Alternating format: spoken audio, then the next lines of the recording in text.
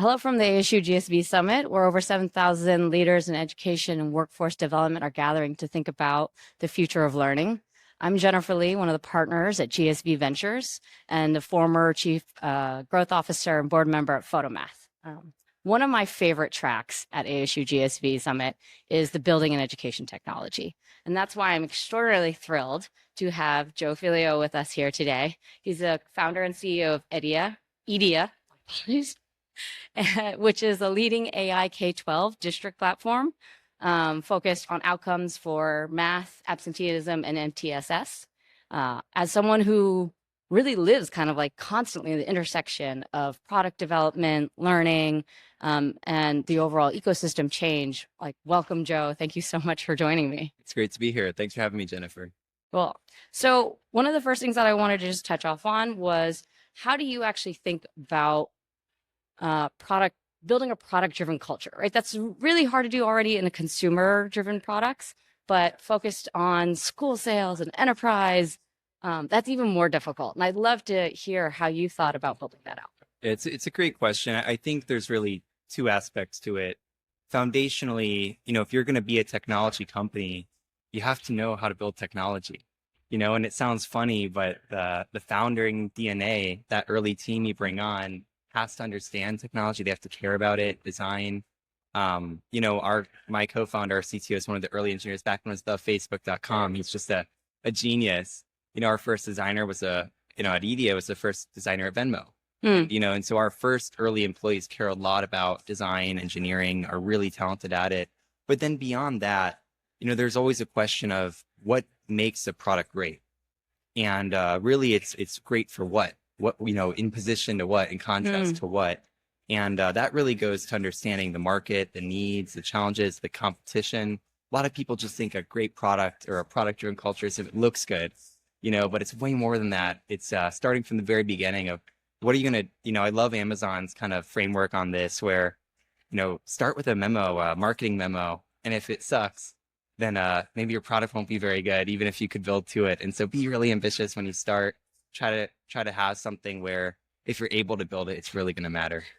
I love that, like you said, focus on who is this for? What's the use of it? And that role is often actually held by the PM.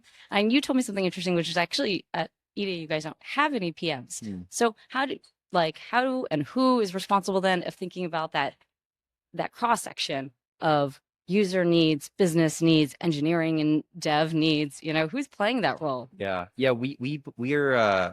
We believe in very small elite teams who have wide scoping responsibility.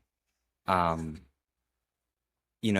our ideal product group is one engineer, one designer, and my involvement, and that's really it. And when you don't have 20-person teams, when you just have people who are so exceptionally talented, they can do so much on their own, then a lot of the traditional PM function work of stakeholder negotiation and roadblocks and all the stuff that, project management, it just isn't needed. So we spend a lot of time starting on the positioning of initial products. We do a lot of upfront work, talk to 100 customers or clients before we launch any product or even think about building it. But then once we do, it's really up to that small group of team to go build it successfully. And you want to get rid of all the layers in between. But we'll see as we keep scaling from 3-4 products up to 10, we'll see how that changes. And who's involved in those 100 customer and user interviews, right? Is that the dev team as well? Is it the designers? Because that would be wonderful if you also have your engineering team speaking directly to customers. Yeah, we do. It's me, it's the designer and often the engineer in that squad. And I'll do 100 calls with the clients before we're going to go and invest in building a new product. We really want to understand it, be right about the space. Very cool. Yeah.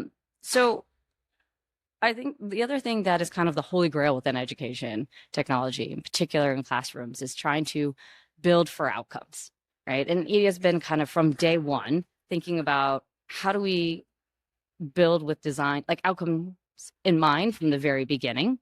Can you kind of walk us through how you did that, either with the math or absenteeism product? Yeah. We are, for math, we're the only company that I know of in the world that guarantees growth.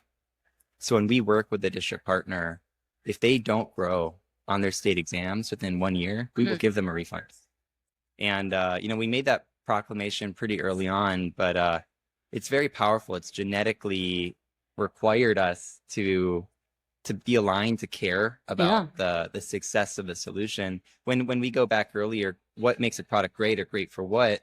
Well, we orient our products around improving outcomes. That's really our North Star for everything. So for math, we're always thinking, what can we do where a district deploys Edia and they're going to be wildly successful? They've been growing at 0 to 2% a year. How can we help them grow to 20% the following year? And we've done that in many cases, which is incredibly gratifying. So it really, I think part of it is a philosophical belief that districts shouldn't pay for things unless they work.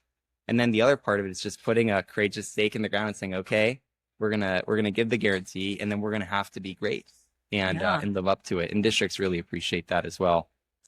That's definitely one of the unique aspects of Edia, for sure. And did you start that from the very beginning? Did you run some test pilots? Like, how did you gain confidence that your product was actually going to drive the outcomes that were desired? Yeah, that's a great question too. We saw that the results from districts using Edia were just phenomenal.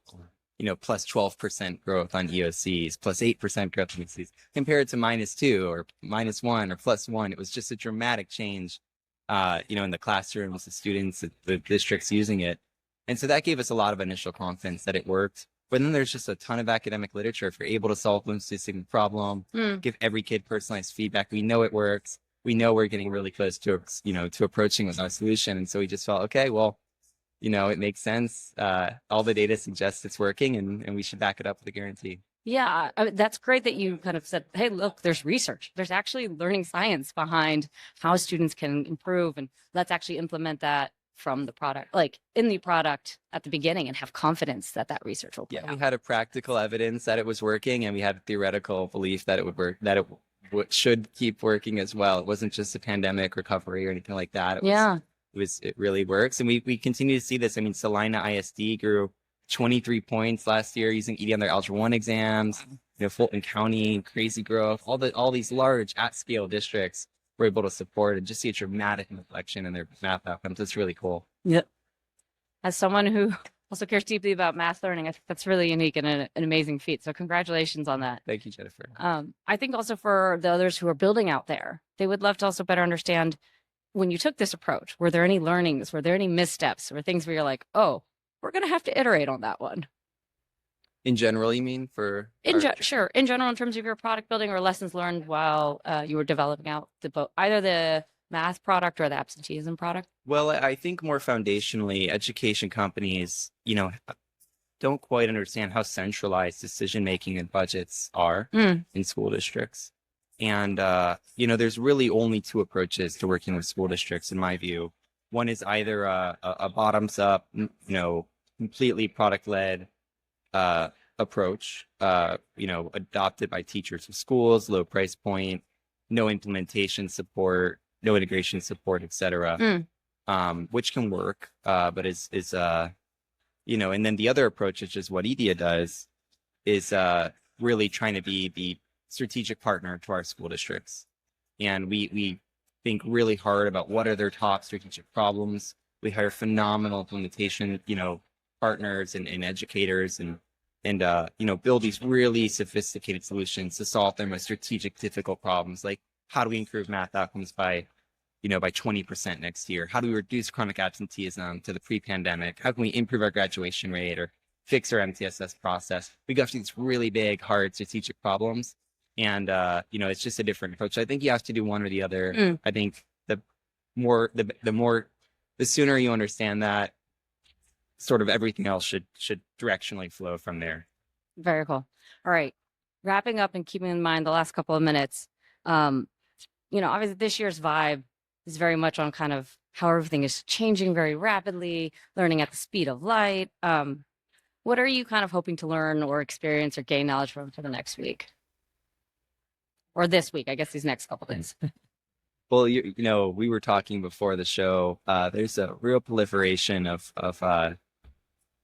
new ideas, new interactions with AI that are really exciting as a deep product lover, product builder. Yeah. I think I've always been surprised by how unexplored education interactions are. Like when we first started building Edia, how do you type math on a computer? Wasn't a solved problem. We used to build our own math editor and made it really easy for kids to type math on a computer. It just was something that you think should have been done, but wasn't. Yeah. And I think that's true across a much wider lens, across K-12. And I'm excited to see all the companies and early teams, their approaches. A lot of them will be wrong, but there'll be some inkling of correctness there that'll be like wow, that's a great idea that they really figured that part out.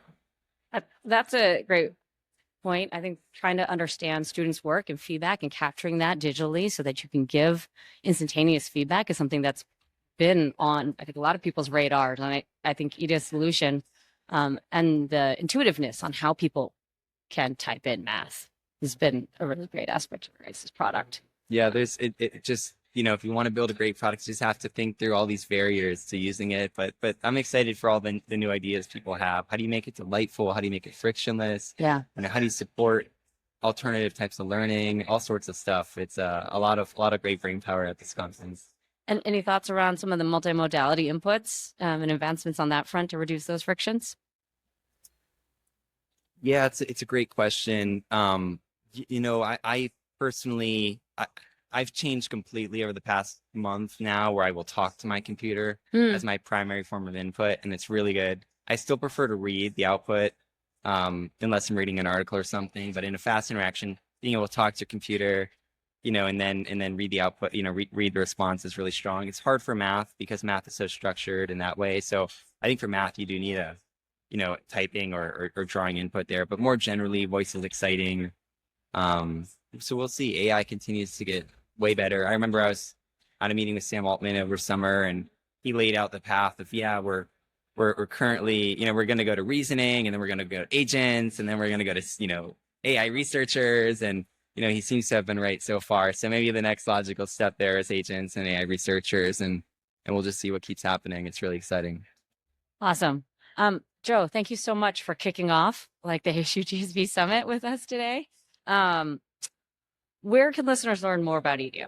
Yeah, we are, if you go Google Edia, you'll find us right at number one. We're edia.app. We have, 4 incredible solutions: math, attendance, MTSS, and then our new data unification product, solution as well. So if you're a district and you're interested in solving some of those big problems, we're happy to connect. And if you're another EdTech founder, shoot me a message, and we'd love to make time. Awesome. Thank you for tuning in at ASU+GSV Summit. And I say, stay curious and enjoy your learning journey. Thank you, Jennifer.